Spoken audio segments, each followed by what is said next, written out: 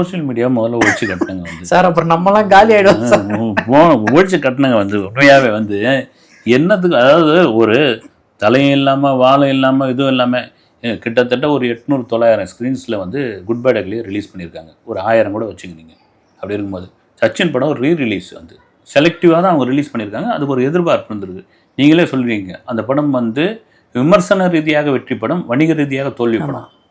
உண்மை அதுதான் வந்து 20 வருஷத்துக்கு முன்னாடி வந்து அது வந்து இப்போ பார்த்தா கூட அது வேறு மாதிரியான ஒரு இதுவாக இருக்கும் வந்து. அப்படி இருக்கிற அந்த படத்தை இன்னும் பெரிய வரவேற்பு இருந்தது.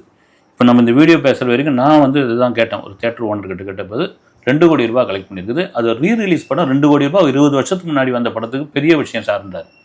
இந்த படம் எங்கே ரிலீஸ் பண்ணியிருக்காங்கன்னா குறிப்பாக வந்து மெயின் சிட்டியில் வந்து ரிலீஸ் பண்ணாங்க. சிங்கிள் ஸ்க்ரீனில் எதுவுமே கிடையாது.